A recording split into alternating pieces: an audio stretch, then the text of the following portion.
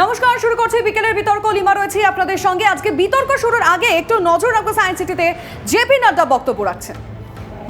पीछे घटती हैं, घटनाओं से लड़ने के लिए सरकार, मोदी जी की सरकार पहले तैयार रहती है और गांव, गरीब, वंचित, पीड़ित, शोषित, दलित, महिला, युवा, किसान सबकी चिंता करने वाली सरकार केंद्र में बैठी है, तो वो नरेंद्र मोदी जी की सरकार है।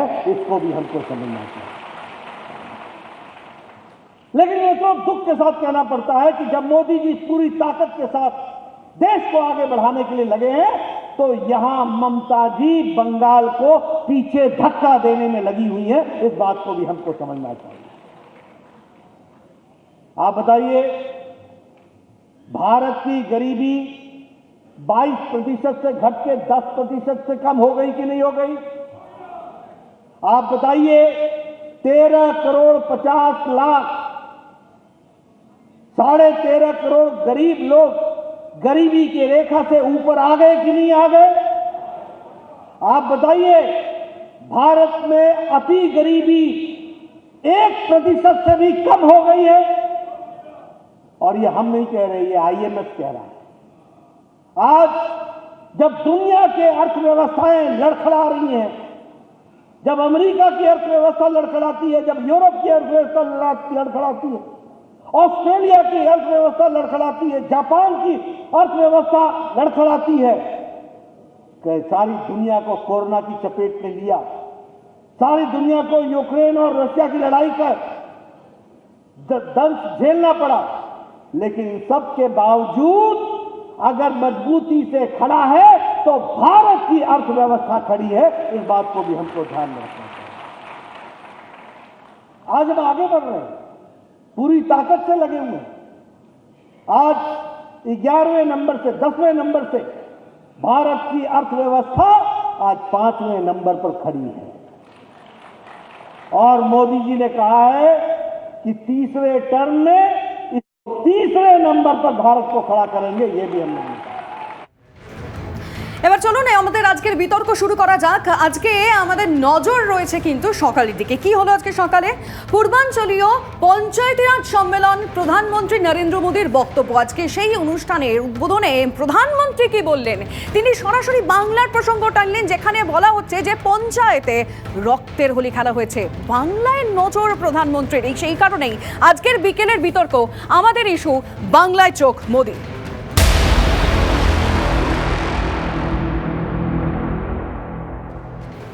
কিন্তু আজকে কি বললেন নরেন্দ্র মোদী? আসুন শুরুতে আমরা সেই পয়েন্টের দিকে একটু নজর রাখি, প্রধানমন্ত্রীর বক্তব্যের দিকে। পঞ্চায়েতে রক্তের হোলি খেলেছে তৃণমূল, তীব্র আক্রমণ নরেন্দ্র মোদীর। নরেন্দ্র মোদী আরো বলেছেন, তিনি বলেছেন বাংলা জুড়ে গুন্ডারাজ চলছে। শুধু কি নরেন্দ্র মোদী বললেন? না, তার বক্তব্যের ঠিক কিছুক্ষণ পর, কয়েক ঘন্টার ব্যবধানে উত্তর এলো আমাদের রাজ্যের মুখ্যমন্ত্রী মমতা বন্দ্যোপাধ্যায়। তিনি বললেন, মমতা বন্দ্যোপাধ্যায়ের কিন্তু পাল্টা আক্রমণ, হিংসা নিয়ে মোদীকে পাল্টা নিশানা করে তিনি বললেন প্রমাণ ছাড়া কথা বলছেন প্রধানমন্ত্রী নরেন্দ্র মোদী। এবং এই নিয়ে ইতিমধ্যেই আমাদের আলোচনা, আজকে বিতর্ক আমরা শুরু করব। তবে আজকে বিকেলের বিতর্কে কারা আমাদের সঙ্গে রয়েছেন সেই দিকে নজর রাখে এই মুহূর্তে তৃণমূলের তরফ থেকে আমাদের সঙ্গে রয়েছেন কোহিনুর মজুমদার। কোহিনুর, আপনাকে স্বাগত। আমাদের সঙ্গে CPI লিডার রয়েছেন সৈকত গিরি। সৈকত, আপনাকেও স্বাগত জানাচ্ছি। তন্ময় মুখার্জি বিজেপির তরফ থেকে রয়েছে, আপনাকেও স্বাগত জানাচ্ছি। আমি আজকে তন্ময়দার কাছে আগে শুরুতে আসতে চাইবো, যে বিষয় নিয়ে সকাল থেকে আলোচনা শুরু হয়েছে, কোথাও গিয়ে কি বাংলাকেই মানে টার্গেট করে ফেলেছে বিজেপি? আজকে নরেন্দ্র মোদীর বক্তব্য অনেকটাই ছিল, তার মধ্যে পঞ্চায়েতের যে সম্মেলন, তার মধ্যে বাংলার প্রসঙ্গ এলো কেন? গুরুত্ব কি বাংলাকে আলাদা করে তার হলে দেওয়া হচ্ছে? দেখুন, আপনারা জানবেন এখন বাংলায় একমাত্র বিরোধী দল হচ্ছে বিজেপি। আর অন্য যে দলগুলো আছে যেমন বাম, কংগ্রেস, তৃণমূল, এরা একটা জোটে আছে। সেই জোটটাকে আমরা বলি ঘামান্ডিয়া জোট। তো এই ঘামান্ডিয়া জোটে এরা একসাথে রয়েছে। তো এরা হচ্ছে জোট বানিয়েছে। এখন বাংলায় একমাত্র বিরোধী দল বিজেপি, সুতরাং আমাদের কথা বলতেই হবে প্রতিটা মুহূর্তে। এটা এখানে ভোট আসছে কি না আসছে, আমরাই তৃণমূলকে সরাবো এবং আমরাই তৃণমূলের বিরুদ্ধে লড়বো। আজকে যে আপনি প্রধানমন্ত্রী যেটা বলেছেন, আপনি যেটা বলছেন, একটু যদি প্রধানমন্ত্রী যেটা বলেছেন একটু দর্শকদেরকে শুনিয়ে নি। আজকে নরেন্দ্র মোদী ঠিক কি বলেছেন বাংলার পঞ্চায়েতি ভোট নিয়ে আপনাদের শোনাবো। তবে তার পাল্টা কিন্তু মুখ্যমন্ত্রী মমতা বন্দ্যোপাধ্যায়ও উত্তর দিয়েছেন। আগে শুনবো প্রধানমন্ত্রী কি বলেছেন। इस चुनावों में टीएमसी ने कैसा खूनी खेल खेला ये भी देश ने देखा है। और जब वोटिंग होती है तो उस वोटिंग में थप्पेबाजी करना, ये टोलाबाजों की फौज थप्पेबाजी की फौज बन जाती है। सारे गुंडों को कॉन्ट्रैक्ट दिया जाता है, कितने पोलिंग बूथ को कौन कैप्चर करेगा, मतपेटियां उठा करके भागना। पश्चिम बंगाल में टीएमसी की राजनीति का यही तरीका है। আর ওই যে বললাম পাল্টা উত্তর দিয়েছেন রাজ্যের মুখ্যমন্ত্রী মমতা বন্দ্যোপাধ্যায়, কি বলেছেন তিনি শুনবো। আপনার জানি না কি হয়েছে মতিগতি, একমাত্র বাংলাকে নিয়েই আপনার চিন্তা, মানে বাংলাকে বঞ্চনা করা, বাংলাকে ভাপে মারা, বাংলার বদনাম করা। কারণটা কি শুনি? বাংলার মেধাকে আপনি ভয় পান, বাংলার ছাত্র যৌবনদের প্রতিভাকে আপনি ভয় পান। একটা রাজ্যপাল পাঠিয়েছেন, রাজ্য নেই কিন্তু পালের গোদা, তার কাজই হচ্ছে প্রত্যেকটা ভিসি চেঞ্জ করে দেওয়া আর বিজেপির আরএসএস এর লোকগুলোকে ভিসি হিসেবে বসিয়ে দেওয়া। কি ভেবেছেন আপনাদের রাজ্যপালের কি প্রয়োজন? রাজভবনগুলো মিউজিয়াম করে দিন। ইলেকশন কমিশন নিরপেক্ষতা, আপনি কি ইভিএম মেশিন হাইজ্যাক করবেন নাকি ইলেকশন ভোটটাকে পুরোপুরি ম্যানিপুলেট করবেন? মানি না আপনার এই সমস্ত সিদ্ধান্ত আমরা। তাই পরিষ্কার বলছি, আগামী দিন টিম ইন্ডিয়া হিসেবে কাজ করে আমরা দেখিয়ে দেবো বিজেপিকে, ভারতবর্ষ থেকে আপনাকে চেয়ার থেকে আমরা সরাবো।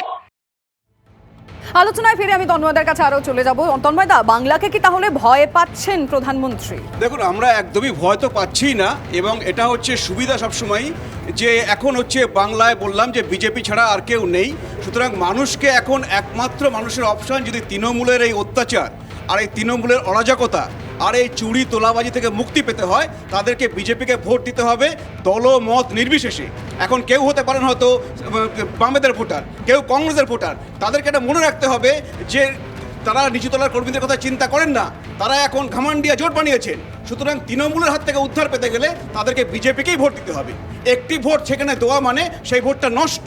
আর আপনি আজকে যেটা প্রধানমন্ত্রী বলছেন, প্রধানমন্ত্রী প্রতিটা কথা যা বলেছেন সেটা আপনারা রিপোর্ট করেছেন। আজকে আপনারা জানেন ভাঙড়ে, আপনি তো নিজে শুনলেন কি বলেছেন প্রধানমন্ত্রী, যেটা আপনারা নিজে শুনেছেন, আপনারা রিপোর্ট করেছেন এগুলো, এবং মুখ্যমন্ত্রী নাকি এগুলো বলতে পারছেন না, যেগুলো সব তিনি নাকি ঠিক বলেননি। এগুলো হচ্ছে আপনারা জানেন 55 জন মারা গিয়েছেন পঞ্চায়েত ইলেকশনে, আপনারা বলেছেন। এখনো পঞ্চায়েতের বোর্ড তৈরি নিয়ে প্রতিদিন, এখন গতকালও হয়েছে, আজকেও হয়েছে, মারামারি হচ্ছে, বোম পড়ছে, রক্ত ঝরছে। এখন হোলি তো একদিনে হয়, কয়েক ঘন্টা হয়, বাংলায় রক্তের হোলি সারা বছর চলছে। কিন্তু একবারও নয়, শুধুমাত্র তো তন্ময়দা আজকে বাংলার কথা বলা হচ্ছে তা না, এর আগেও আমরা শুনেছি কিন্তু বারংবার বিজেপির শীর্ষ নেতৃত্ব, সেটা প্রধানমন্ত্রী হোক, বাংলার প্রসঙ্গ সামনে আনছে। কোথাও গিয়ে কি ইন্ডিয়া জোটে যে কজনের নাম রয়েছেন তার মধ্যে সব থেকে সামনের সারিতে রয়েছেন মমতা বন্দ্যোপাধ্যায়, কোথাও গিয়ে খানিকটা একটু সেটা থেকে খানিকটা ভয়। এটা হচ্ছে সব থেকে সমস্যা রয়েছে বাংলায়। এখন হচ্ছে ভারতবর্ষের প্রতিটা মানুষ দেখেছেন যে এখানে পঞ্চায়েত ইলেকশনে কি হয়েছে। তো এই পঞ্চায়েত ইলেকশনে আমরা যদি মানুষের হয়ে কথা না বলি বিরোধী হিসেবে, তাহলে কে বলবে? আর তো কেউ বলার নেই এখানে। মানুষের কথা বলছেন, আমি কোহিনুরের কাছে আসতে চাইবো। আজকে আমরা প্রধানমন্ত্রীর মুখে এটাও শুনেছি কিন্তু মণিপুরের মানুষকে বিরোধীরা অপমান করেছেন, তাদেরকে ডাকা হয়েছিল, তাদেরকে বলা হয়েছিল যে তারা আসুক, তারা বৈঠক করুক, কিন্তু তারা আসেনি, তারা অপমান করেছেন। দেখুন, এক হচ্ছে প্রথম প্রসঙ্গে বলি যে ভারতের প্রধানমন্ত্রী বা ভারতের যে শাসক দল, সে বিজেপিকেই বিশ্বাস করে না। পশ্চিমবাংলা থেকে একটা ক্যাবিনেট মন্ত্রী নেই, তাও 2-4 জন ওদের কেন্দ্রীয় কমিটিতে ছিল, এখন একটাই কেন্দ্রীয় কমিটিতে আছে, সে আবার তৃণমূলের ড্রপ আউট, অনুপম হাজরা। তাই এদেরই বিশ্বাস করে না। বাংলা তো এদের সবার আগে বলা উচিত, বাংলা পরে বুঝবে বাংলা কী হবে। যার জন্য মমতা বন্দ্যোপাধ্যায় আছেন। বঙ্গ বিজেপিকে পাত্তা দেয় না, বাংলাও বঞ্চিত, বঙ্গ বিজেপিও বঞ্চিত। আমি বলিনি আপনার সময়, প্লিজ। যেখানে একটা রাজনৈতিক দল একটা রাজ্য থেকে প্রায় 40% এমপি জেতার পর একটা কেন্দ্রীয় মন্ত্রী করেন, কেন্দ্রীয় তাদের একটা বিশাল বড় আর কি ন্যাশনাল পার্টি না, সে ন্যাশনাল পার্টিতে একজন মেম্বার, সেও তৃণমূল থেকে পাস করা, তৃণমূল ড্রপ আউট হয়েছে গেছে। 2, আপনি যে প্রশ্ন করলেন যে মণিপুরের ঘটনা, আমার মনে হয় ভারতবর্ষের প্রধানমন্ত্রী তিনি 40 সেকেন্ড বলেছিলেন পার্লামেন্টের বাইরে, আর খুব যদি ভুল না করি 2 মিনিটের কাছাকাছি 2 ঘন্টা 2.5 ঘন্টার উপর বক্তৃতা করেছেন, 2 মিনিট বলেছেন মণিপুর নিয়ে। এটা যদি মণিপুরের সেই মানুষগুলো যারা মারা গেছেন, যারা অত্যাচারিত হয়েছেন, তারা নির্যাতিত হয়েছেন, এটা যদি নরেন্দ্র মোদীর 2 মিনিটে তার পার্লামেন্টে বক্তৃতা, জবাবি বক্তৃতার সম্মান হয়, তাহলে মণিপুরের মানুষ বুঝুন ভারতবর্ষের এবং মানুষ তৃণমূলের বুঝুন তরফ থেকে কি এটাও করে বলা হচ্ছে, সম্মান তন্ময়দের জানানো কাছে আরেকবার আসতে চাইবো, যে এটাও বলা হচ্ছে যে এতবার তিনি নানান অনুষ্ঠানে যাচ্ছেন, এত বক্তৃতা দিচ্ছেন, কিন্তু তার কি 5 মিনিটে মণিপুরে যাওয়ার মতো সময় নেই? এটা কিন্তু বারংবার তৃণমূলের তরফ থেকে বলা হয়েছে। দেখুন, মণিপুরে যখন থেকে শুরু হয়েছে সেখানে হচ্ছে একটা, আপনি যদি বলেন মণিপুরের সমস্যাটা হচ্ছে ইন্টারনাল সিকিউরিটি, তার মানে সেটা কার কার মধ্যে পড়ে? স্বরাষ্ট্রমন্ত্রীকে পড়ে। সে স্বরাষ্ট্রমন্ত্রী নিজে গিয়ে 3 দিন মণিপুরে ছিলেন, আর এমওএস যিনি মাননীয় নিত্যানন্দ রায় স্বরাষ্ট্রমন্ত্রকের, তিনি গিয়ে 23 দিন মণিপুরে ছিলেন। তারা সেখানে মণিপুরের সমস্ত সবার সাথে কথাবার্তা বলেছেন, ক্যাম্প করেছেন। তারপর আর কি হয়েছে? এবার হচ্ছে Result কি? মুখ্যমন্ত্রী আজকে হচ্ছে প্রধানমন্ত্রী আজকে হচ্ছে পার্লামেন্টে সেই নিয়ে বক্তৃতা দিয়েছেন। মণিপুর আস্তে আস্তে স্বাভাবিক হয়ে আসছে। ক মিনিট আজকে বলেছেন? আপনি দেখুন, ক মিনিট বলেছেন? আজকে আপনি দেখুন, জানেন ক মিনিট 1900 বলেছেন? পরে কথা বলবো আবার। না, জানেন, বলে দিন ক মিনিট 1992 বলেছেন? থেকে 8 ঘন্টার বেশি কথা বলেছেন। মণিপুর নিয়ে 8 ঘন্টার বেশি তিনি কথা বলেন। 1992 থেকে মণিপুর নিয়ে 8 ঘন্টার বেশি তিনি বলেন। 1992 একদমই না, অনেকটা কম সময়। 1992 থেকে 1999 পর্যন্ত এই মণিপুরে নাগা এবং কুকির গন্ডগোলের 16 বেশ, আমরা জানি, আমরা মণিপুর নিয়ে জানি। আজকে আমরা মণিপুর নিয়ে আরো একদিন আলোচনা করবো। আমি সৈকত গিরির কাছে আসতে চাইবো। সৈকত বাবু, আপনি কি বলবেন? আজকে এই যে প্রধানমন্ত্রীর বক্তব্যের মধ্যে বাংলার কথা তুলে আনলো, বাংলার পঞ্চায়েত ভোট, বাংলা এই হয়েছে, নানান প্রসঙ্গ তিনি সামনে আনলেন, কোথাও গিয়ে কি বাংলাকে আলাদা গুরুত্ব দিচ্ছেন তাহলে? না, দেখুন, প্রথমত হচ্ছে বিধানসভা নির্বাচনের ফলাফলে বিজেপি এ রাজ্যে বিরোধী দল নিশ্চিতভাবে। কিন্তু আমি তন্ময়দাকে অনুরোধ করবো, নিশিকান্ত বাবুর বক্তব্য পার্লামেন্টে হয়তো উনি মিস করে গেছেন। এই বিজেপি এতটাই বিরোধী রাজনৈতিক দল তৃণমূলে, যেখানে তার পার্লামেন্টে লোকসভা সাংসদ দাঁড়িয়ে বলছেন আরও সারদায় তৃণমূলের বিরোধিতা বিজেপি করেনি। এই রাজ্য থেকে কোহিনুর বলছিল, আমি একটু তার সঙ্গে সংযোজন করি, এই রাজ্য থেকে বিজেপির কেন্দ্রীয় কমিটিতে একজন রয়েছেন অনুপম হাজরা, এই রাজ্যের বিরোধী দলনেতার নাম শুভেন্দু অধিকারী, এই রাজ্যে একমাত্র পুরনো আরএসএসের নেতা ছিলেন দিলীপ ঘোষ, তার ডাউন হয়েছে, মানে অবনমন হয়েছে।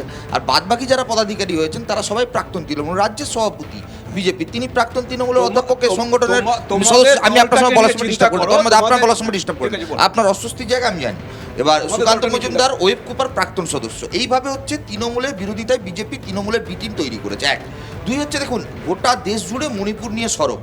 ভারতীয় জনতা পার্টি বিরোধীদের কণ্ঠস্বর স্তব্ধ করার চেষ্টা করছে, পার্লামেন্টে মুখ খোলেননি, এবং একের পর এক ঘটনায় অধীর চৌধুরীর উপর আক্রমণ, তাকে সাসপেন্ড করা হয়েছে। আমি বলছি, বিজেপি যেমন মণিপুর নিয়ে নীরব, এই রাজ্যে তৃণমূল তেমনি মালদা নিয়ে নীরব। কামদুনি, পার্ক স্ট্রিট, গাইঘাটা, গেদে, খরজুনা, একের পর এক ঘটনায় মমতা বন্দ্যোপাধ্যায় স্পিকটি নট ছিলেন। আমি বলছি, বিজেপি বিরোধী দল তো, এ রাজ্যে একটাও বিজেপি নেতা গ্রেপ্তার হয়েছে? গ্রেপ্তার কে হয়? নওশাদ সিদ্দিকী, 42 দিন ধরে। আক্রমণ কার বাড়িতে হয়? ফুরফুরাতে হয়, নওশাদ সিদ্দিকীর বাড়িতে। একজন নির্বাচিত বিধায়ক, তাকে কাজ করতে দেওয়া হয় না। আর বিজেপি এতটাই বিরোধী যে যেখানে দাঁড়িয়ে বঙ্গার বিজেপির পদ্মফুলের টিকিটে জেতা এমএলএ, সে এখন তৃণমূলের হয়ে পঞ্চায়েত তৈরি করছে। আমি বলছি, আমার শেষ কথা, আমার বক্তব্য খুব পরিষ্কার, এই রাজ্যে তৃণমূলের বিরোধিতার রাজনীতিতে বামপন্থীরা, কংগ্রেসীরা, আইএসএ পরীক্ষিত, কিন্তু এই রাজ্যের রাজনীতিতে বিজেপি পরীক্ষিত নয়। তার কারণ, 3বার তৃণমূল বিজেপি একসঙ্গে ঘর করেছে। সর্বভারতীয় রাজনীতির প্রেক্ষিতে আমাদের স্লোগান যেমন বিজেপিকে তাড়াতে হবে, বিজেপিকে পরাস্ত করতে হবে, তেমনি এই রাজ্যে তৃণমূলকেও হটাতে বেশ হবে। বেশ, কোহিনুর। না, বেসিক্যালি বিষয়টা হচ্ছে সিপিআই বা সিপিএম, বামফ্রন্ট এখন কার বিরুদ্ধে বলবে? ওখানে আমাদের একটা সর্বৈব জোট হয়েছে, আমাদের সিঙ্গেল পয়েন্ট এজেন্ডা যে এই মুহূর্তে একটা ফান্ডামেন্টালিস্ট শক্তি, সেই ফান্ডামেন্টালিস্ট শক্তিকে পরাজিত করতে। কিন্তু আপনি তলাস্তরে দেখবেন সিপিএম, কংগ্রেস, বিজেপি, তারা মিলিয়ে মিশিয়ে জোট করে পঞ্চায়েত গঠন করছে। কালকে নিরঞ্জন সিং, আমার সৈকতের জেলা, সৈকত আরও ডিটেলস বলতে পারবে, তার সেই গ্রাম পঞ্চায়েতে নন্দকুমারে 5টা পেয়েছে। সে অভিযোগ করছে যে আমাদের প্রধান ক্যান্ডিডেট ছিল, কেন? তৃণমূল পেয়েছে 11টা, 5টা ও পেয়েছে, 2টো নির্দল পেয়েছে, 5টা বিজেপি পেয়েছে। বিজেপির ভোটে সিপিএমের নির্দল ক্যান্ডিডেট, সিপিএমের ক্যান্ডিডেট পঞ্চায়েতের প্রধান হতে চলেছিল, এবং সেটা কোনো ছোটো তলার নেতা বলছে না, খোদ সিপিআইএমের পার্টির সেক্রেটারি, ডিস্ট্রিক্ট সেক্রেটারি নিরঞ্জন সিং কমপ্লেন করছেন যে আমাদের প্রধান ক্যান্ডিডেটকে নাকি অ্যাটাক করা হয়েছে। আরে যার 5টা নিজের ক্যান্ডিডেট, 5টা নিজের ইলেক্টেড মেম্বার আছে পঞ্চায়েতে, সে কি করে প্রধান হবে? কারণ বিজেপির 5টা আছে বলে। গোটা পশ্চিমবাংলায় সিপিএম বিজেপি মিলিয়ে জোট করছে, আমাদের আপত্তি নেই, আমরা জানি এখানকার CPM aided and funded by BJP, এরা করুক, কিন্তু এটা যেন মনে রাখে, এটা জাতীয় স্তরে গিয়ে আপনি ঠিক এই কথাটাই বলবেন তো, মানে এটা মনে আমাকে শেষ করতে দিন, আমি জানি রাজ্য স্তরে ব্যাপারটা ক্লিয়ার হয়ে যাবে, ঠিক আছে ক্লিয়ার হয়ে যাবে, ব্যাপারটা শেষ করতে দিলে এটা মনে রাখতে হবে যে কেরালায় সিপিএম এর কর্মী মৃত্যু এই আরএসএস এর নেতাদের জন্য হয়েছে, আরএসএস এর বিরুদ্ধে হয়েছে। সিপিএম সারা ভারতবর্ষ জুড়ে বিজেপির বিরোধিতা করে, সেটা মাথায় রাখো।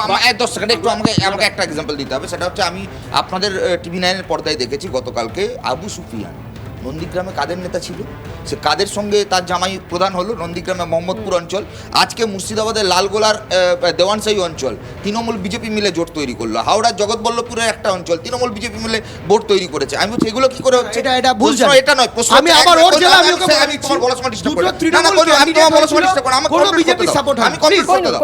মিস আবু সুফিয়ানের বিজেপি ভারতীয় জনতা পার্টির মন্ডল সভাপতির একদম অফিসিয়াল নোটিশ মিডিয়াতে সামনে এসেছে, যেখানে বলা হচ্ছে যে আবু সুফিয়ানের জামাইকে সমর্থন করতে হবে বিজেপির পঞ্চায়েতের নির্বাচিত সদস্যদের। এক দুই হচ্ছে, দেখুন ভারতীয় জনতা পার্টির বিরোধিতার রাজনীতি বামপন্থীরা কংগ্রেসীরা আজ থেকে 3 বছর আগে করেছে, কিন্তু 3 মাস আগে মমতা বন্দ্যোপাধ্যায় বলেছিলেন একা লড়বেন, তারপর বলেছিলেন যে তিনি নাকি 2-3 জনকে সঙ্গে নিয়ে লড়বেন।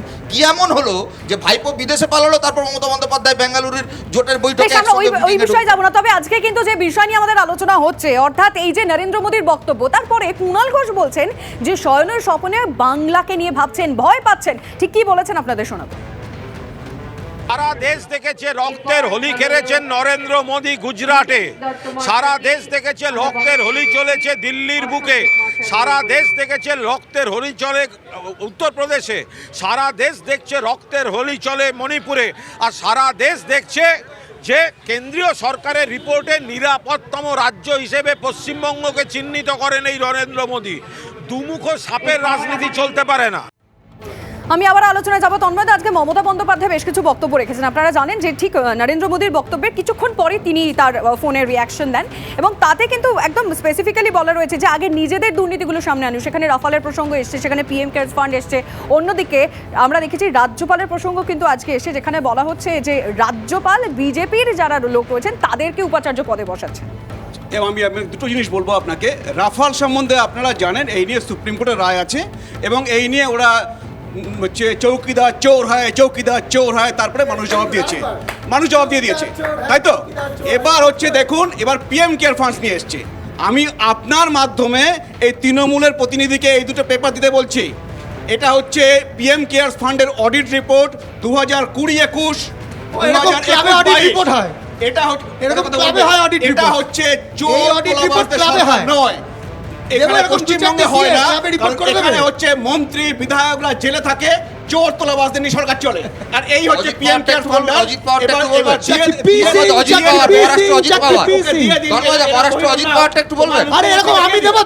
তো এই হচ্ছে, আমি দেব 10টা নেবেন। আমি একটু সৈকত সুজন চক্রবর্তীর বক্তব্য আমরা শুনছিলাম, সেখানে সুজন চক্রবর্তী বলছে আসলে সবটাই ব্যালেন্স।